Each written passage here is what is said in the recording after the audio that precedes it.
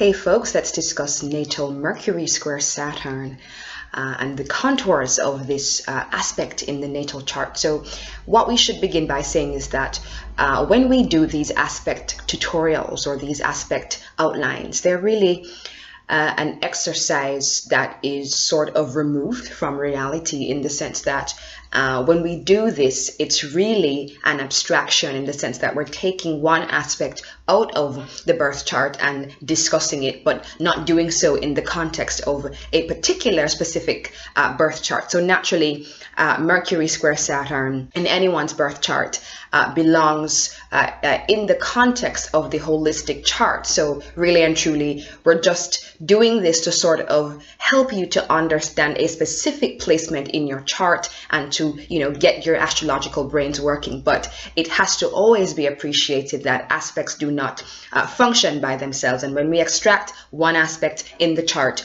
we're really doing a kind of abstract exercise. So just to put that caveat out there for us to begin with, and to understand, aspects belong to a whole chart, and that whole chart belongs to a whole person. All right, so Mercury represents our thinking, perceptual, and communicative faculty. So first, in the order of things, there is sort of raw perception, and Mercury represents that raw sort of perception.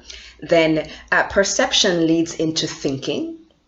And then from thinking, we go into expressing that in the form of communication. So Mercury represents the perceptual, thinking, and communicative faculty within that.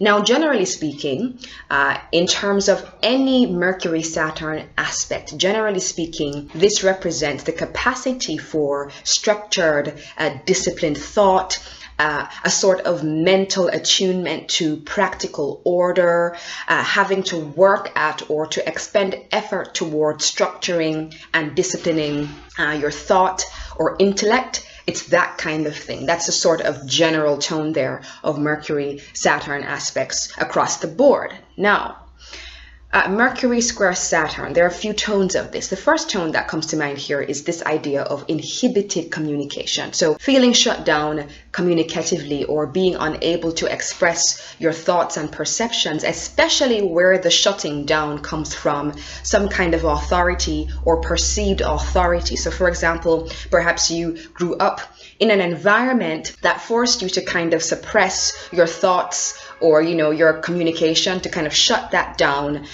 because some authority made you feel as though you had to shut down or suppress what you had to say. Perhaps a parent or a teacher or someone. So there's that.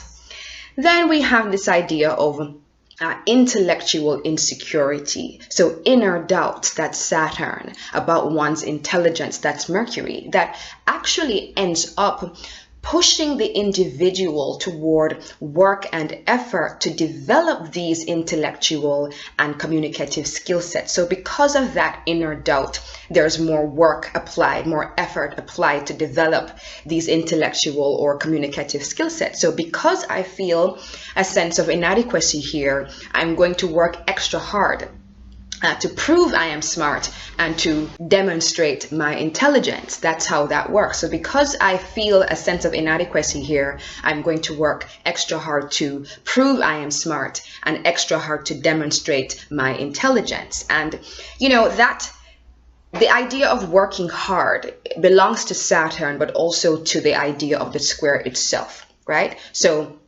squares represent dynamic states of internal tension that tension needs to be released in the form of activity. So squares represent, on an evolutionary level, the work that we have to do to bring two facets of the psyche into more integration. So the work required to have these two parts of the psyche work more in a harmonious integration. So squares suggest that there's a work to be done. That's the nature of the square, but also the nature of Saturn itself. I have to apply effort in order to buttress or strengthen my intellectual capacities, Mercury. So we have a few tones here, the square itself, Saturn itself, but also that closing squares in the birth chart have a Capricorn tone anyway, and we're dealing with Saturn here. So closing squares regardless of what planets and signs are involved, do tend to have this sort of Capricornian tone to them, which means that the individual feels a sort of pressure to achieve, toward accomplishment and achievement. In this case, we're dealing with someone who, if it's a closing square, perhaps has that extra impetus to work hard in a kind of Capricornian way to demonstrate their intelligence or to strengthen their intelligence. So of course, closing squares mean that the planet is the faster moving planet is 270 degrees ahead of the slower moving planet. So of course, in the zodiac, Capricorn corresponds to the final 90 degrees away from the Aries 0 point. So it's the closing square from Capricorn back down to Aries. So we get this sort of archetypal tone of closing squares from Capricorn. Yeah. So in this case, we can see the threads coming together, the square itself suggesting work, Saturn suggesting work, and closing squares, having this idea of having to work. Or with closing squares, there being this idea that we have to work to accomplish and achieve something. So with Mercury square Saturn, there can be this sort of felt internal pressure toward intellectual accomplishment. Yes?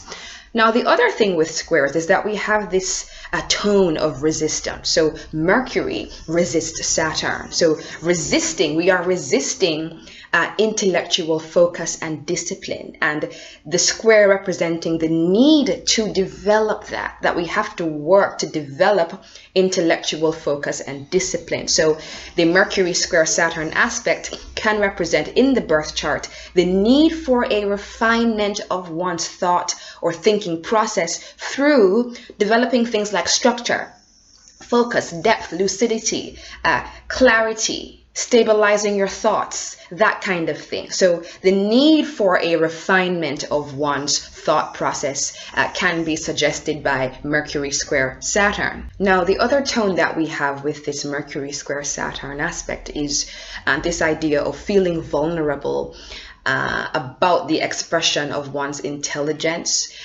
or feeling a sense of a mental blockage or inhibition of speech, fears of expressing oneself that can result, for example, in speech impediments or something that gets in the way of you communicating effectively, blockages or blocked energies, that kind of thing. So we do find that one representation of Mercury square Saturn can just be this sort of way in which the speech is actually shut down, and that could even be in the form of a speech impediment or some other kind of speech issue.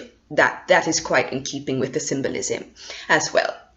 Or having a hard time learning, in the initial educational environments, having a problem learning, having a problem, especially when that problem is with the ways in which the person is taught, in terms of how educational content is delivered, that there is a problem in terms of the person responding to the traditional methods of teaching or instruction, or their thought process being sort of very different from how it is that educational information would be imparted or taught, that their thought process, that's Mercury, doesn't lend itself so easily to being put in the parameters that education and schooling does demand. There's that. So my mind, Mercury, is not so responsive to this sort of way of teaching, this way of structuring education, this sort of Saturnian, okay, here is the order of things. So my mind is sort of resistant to that. So we find that people with Mercury square Saturn often have this thing where they don't think like, other people, and they have this sort of difficulty in terms of reconciling their own thought process and perception with what the conventional or consensus way of learning or perceiving is. Now, the other tone we have with Mercury square Saturn is this question of intellectual rigidity of mind. So the evolutionary question here is, where does my thinking process, perception, communication need to be restructured in some kind of way? And it could be that ironically, that Saturn presenting the imperative for restructuring when it is in aspect to a given planet, that we could really be asked to restructure our way of thinking, especially if that way of thinking is rigid. So on the one hand, the Mercury square Saturn aspect can represent where there is intellectual rigidity, but also embedded in the aspect itself is the need to work to restructure those rigid thought patterns. So on the higher evolutionary level, we have this imperative which says, Saturn is saying you have to restructure this, bring this into a different kind of refined, more refined expression. That's what Saturn is asking us to do in the natal chart. So we have that double tone there, where aspects describe the problem, but they also describe the solution in terms of what work needs to be done. So there is the sort of descriptive level of aspects, but there's also what I call the prescriptive level. Bear that in mind. So aspects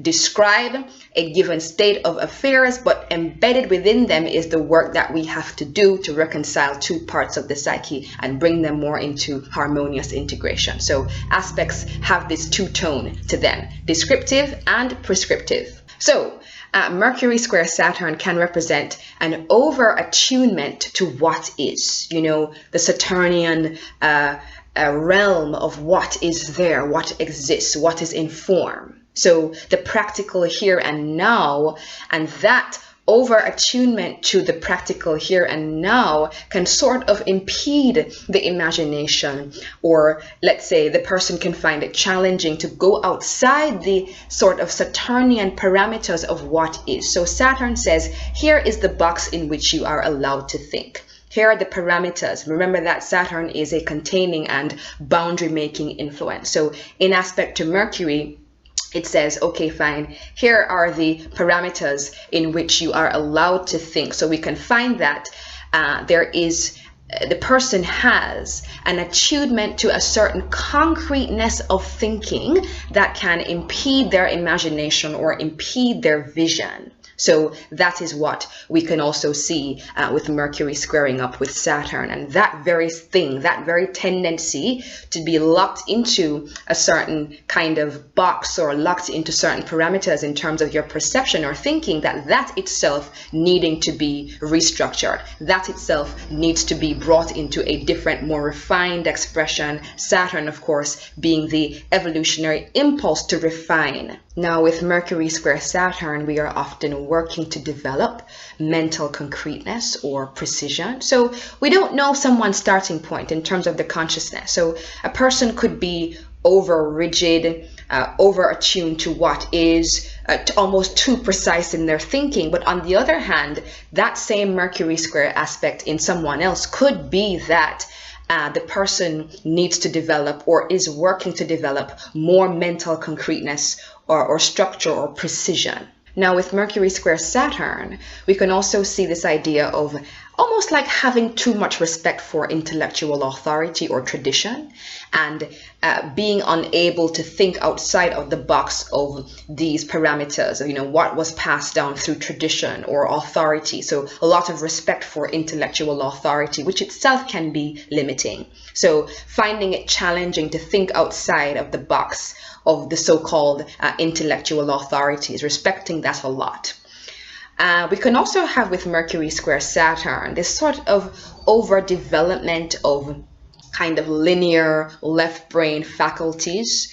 Again, that sort of mental concreteness such that, again, the deeper imperative is, a basic reordering or restructuring of one's thought patterns. So we have overdevelopment of the left brain faculties, the linear kind of thinking, which results in its own sort of rigid, narrow thinking or being overly skeptical. So Saturn in various ways can describe, in aspect to Mercury, the ways in which the perception is sort of less than open or is shut down in whatever way. So in this sense, we're saying that the shutdown can come from just over developing that sort of linear structured mental process. It becomes a sort of narrow-minded way of thinking, or really being skeptical or not allowing yourself to admit into your perception other kinds of data. So the person can find it challenging to incorporate ambiguity or the kinds of knowledge or ways of perceiving that fall outside of the Saturnian order of concreteness and what is. So the person can find it really challenging to incorporate or allow ambiguity or other sorts of knowledge that falls outside of the Saturnian spectrum. Now with Mercury square Saturn, we also see this tendency for pessimism and worry, usually as a result of finding it challenging to go above or extend your mind above and beyond the concrete what is. So Mercury square Saturn can represent where we see only the limitations of our concrete reality, and just seeing those limitations and not being able to go above them, and in that sense being worried or only perceiving the negative or having a tendency to perceive the negative, or having a tendency to perceive where things are less than perfect or not up to scratch. So there's that kind of tone there that the person actually is sort of mentally attuned, that's Mercury, to inadequacy or things not being quite up to the Saturnian high standard as well. So being attuned to sort of pessimism or worry. So Saturn to Mercury will also describe, what do I allow into my conscious awareness? What do I permit into my conscious awareness? So, we're just speaking of the ways in which Saturn to Mercury by square, Mercury square Saturn, can represent suppression, that Saturn, of certain ways of perceiving, that's Mercury. So I do have a 2-hour downloadable class on aspects. It's called Understanding and Unpacking the Aspects. And in this class, we get really deep in terms of unpacking the deeper logic of aspects and why they function the way that they do. So we're not just describing aspects, but we're giving you a sort of coherent framework in order for you to understand how they work and their deeper sort of internal logic, so that you don't have to memorize aspect meanings, but you really appreciate how they work. So that is in the description box below. The link to that class is in the description box below. Of course, if you need help in unpacking your own Mercury Saturn square or any aspect in the birth chart, I'm available for private astrological counseling consultations, where we look at the issues that the aspect might represent in the context of your own life experience, and that also is in the description box below. So hope this was helpful, folks, and until next time, talk soon. Bye.